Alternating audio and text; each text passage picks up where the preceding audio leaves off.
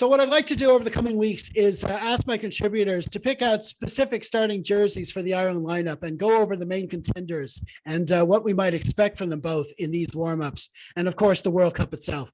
Conor is going to get this series going. And what a better place to start than that number 1 jersey. Yeah, I mean, without trying to be funny, it's the one I've played in most myself this year. Obviously not at that level. So it's a role I'm just a little bit more familiar with than others at the moment. I think just taking this game in isolation, I think David Kilcoyne will watch this match back and cringe at a few moments, not least of all the first scrum of the first half and the last scrum of the first half, both of which were penalties to Italy, and both of which were pinged on him, basically. I think if you look at the entire front row, I want to put 2 clips together. I want to put a little clip of that first scrum versus what I think was the last scrum of the game. I have to double check. And just the difference in how the 2 scrums react. And I know in that last scrum in the second half, Tyke Furlong was getting a lot of the credit for that. But I think that's mostly down to camera angles. I think it's mostly the fact that that's the side of our scrum you can see is his, and you can't see Cian Healy on the other side driving the same kind of force through on their tight head that Furlong's putting on the loose head that we can see. I think Kilcoyne didn't have his best day in green. I still think he'll probably go to the World Cup. I'm not sure who'll go ahead of him if he doesn't.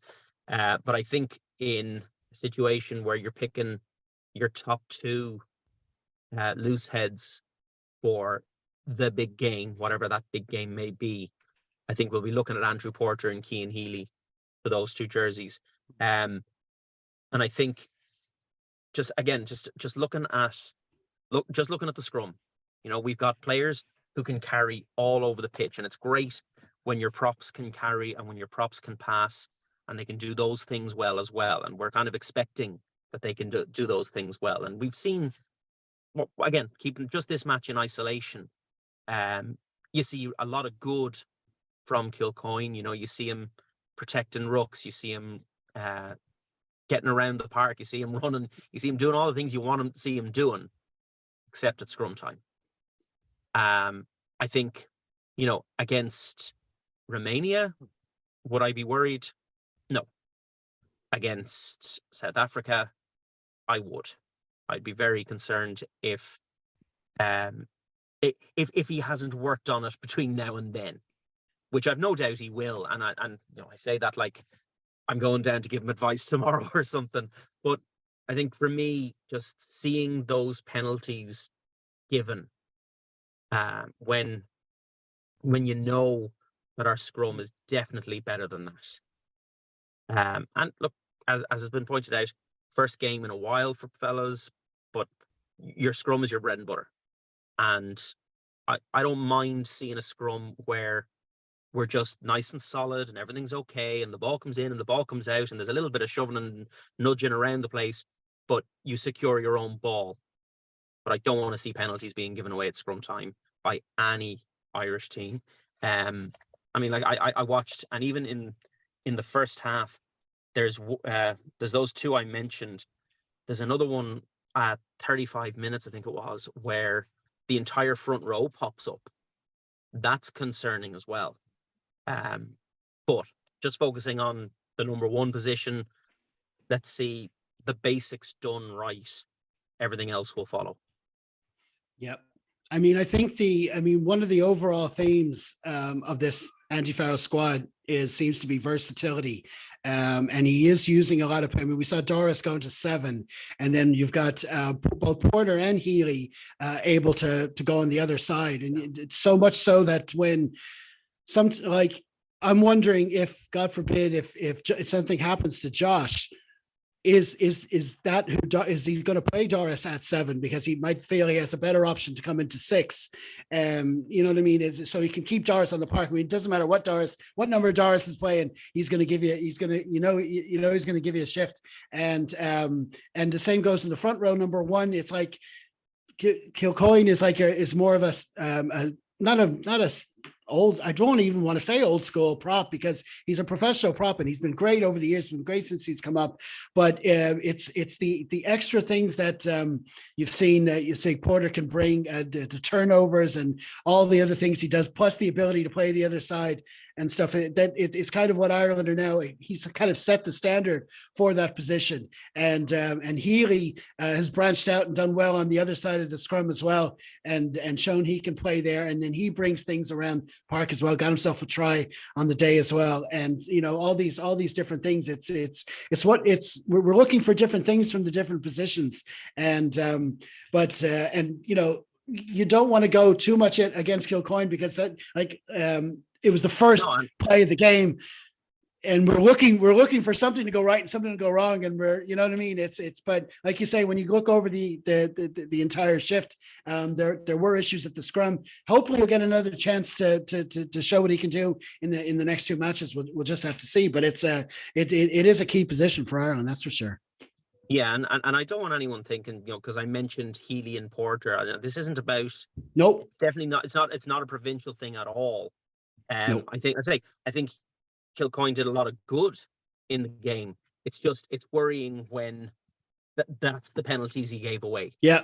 If you told me he had a penalty for not rolling away and he had a penalty for I don't know, for being offside at some point, I'd say, okay, well, that's all right.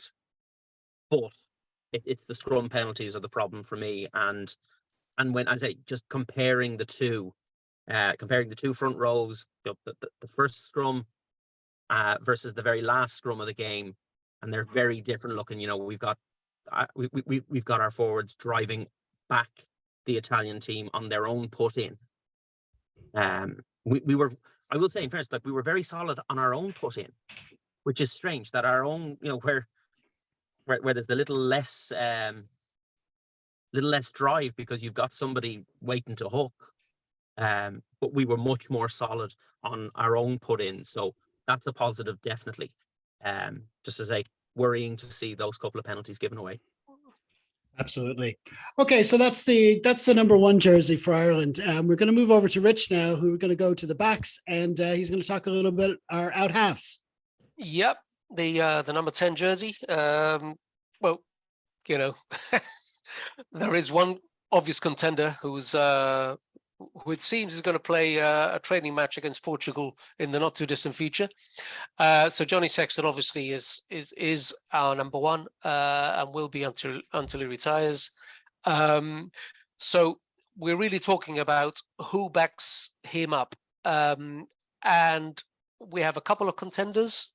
One of them was on show yesterday in that first half, and that's Jack Crowley, a very, very good fly half, good decision making, good with the boot, both kicking from hand, kicking to posts, getting our pack to play in the right areas, knowing when to come up to the line, when not to. So all the whole range of skills that you would expect from a fly half.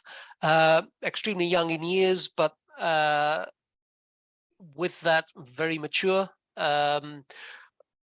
He's arrogant with a little a, and you want that from a fly half, as in very assertive, very controlled.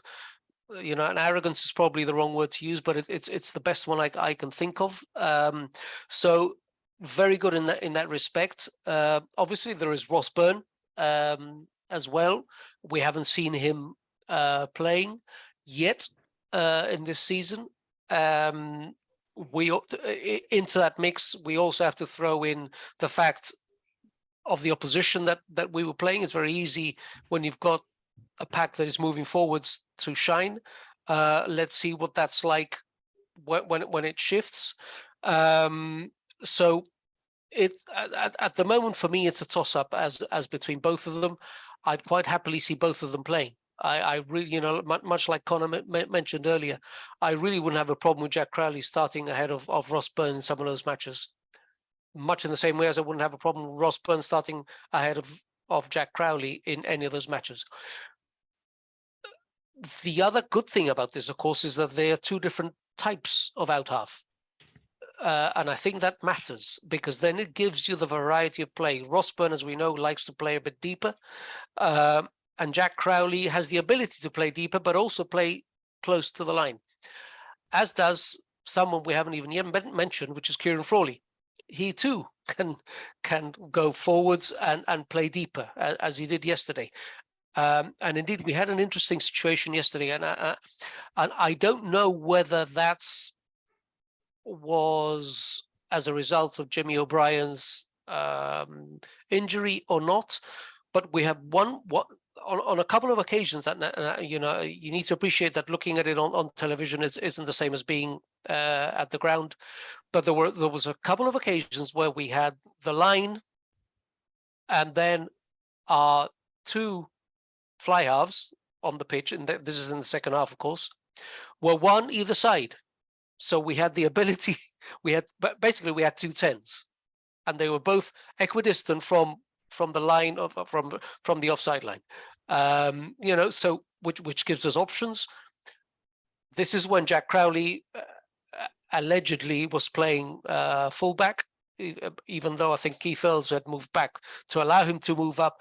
What impressed me most, and I'll talk about that when I talk about the second half, is the interchangeability of the players, because there was quite a lot of movement there. But anyway, sticking to number 10 jersey, I think definitely Johnny Sexton, Jack Crowley, and Ross Byrne will be on that flight, and I really do think that Kieran Frawley will go, not least because of his versatility, and he's as Jack Crowley is. He too can play fullback. He too can play at 12. You know, and it's this versatility which is so important for in a World Cup scenario. So you know, we need to have an eye to the future, because obviously this is Johnny's swan song. I think we're in very good hands moving forwards. I really do. These players are only going to get better with experience and with age. And they'll mature like good wines. So, you know, and obviously there's other people coming, pushing them, which is the very important thing, like young Master Prendergast, you know. So, yeah, you know, from being in a position where we thought, oh my God, who's going to take over Johnny? I think now we have quite a few options coming up. Not dissimilar to what are we going to do when Rob Kearney retires? You know, they just come along. The assembly line is in good working order. Absolutely. And I think a key element to this 10 debate as well is, I mean, we never want to see players be in the Ireland setup and then fall out of it. I mean, you never want to celebrate that happening. But in the end, that's the nature of Test rugby. There's only 2 or 3 spots at the top, and you want to make sure you get the right ones. And and Ireland has kind of had this habit over the years of once someone is anointed, it's very difficult to get them out. And I think Joey Carberry might have was getting into that kind of mold for a while. We were saying that for I mean, if you said 2 years ago that Joey Carberry wouldn't be even in the conversation for a World Cup, I wouldn't have believed you. Not because of how he was playing, but because he was part of that. Beating the All Blacks for the first time. He had that great start. He got tagged by Graham Henry, all that stuff going for him starting. And he had that great start. But we're picking on form now. We're picking the players who have shown they can do it in that position. And of course, shout out to Jack Carty as well. He didn't have a great season for Connacht, but he has had some great performances. He can play in high pressure matches. He's played for Ireland as well. And you know, I wonder, is it there can only be one JC in the squad at a time? I don't know, but we've had, but at the moment, Crowley, he has the jersey for that. You know, he's going for that backup spot with Ross Byrne, and there's a case to be made for both players. I mean, Ross Byrne is used to taking over from Sexton, as we said many times before, but Crowley has this assured performance, especially in the first half at 10. And as you say, he moved over to 15, but we didn't stop it there. He was first receiver for a good few moves in that second half, and so it's great to see. We're just starting to get a little bit of a glimpse of maybe what Farrell wants going. I'm sure he doesn't want to give away his hand too much at the World Cup just yet, but we're getting an idea of this kind of rugby he wants to play. And obviously number 10 is the key position. And it's good to see him trying all those options. And like I say, just give a shout out to those other contenders who were there. And you also said we've got Sam Prendergast coming down the line and Frawley, but Frawley is definitely key, and it was good that he got that game time in the second half. So we're definitely well stocked at 10, and we'll see how Sexton gets on. Although we won't get to see him behind those closed doors, whatever happens. But it's definitely full of options. So that's good to see. Well, that's great. Thanks. We've got that's 2 positions covered, 1 and 10. We're going to get our contributors over the coming weeks to look at a few more numbers and see how the squad is stacked up. So we'll talk to them then.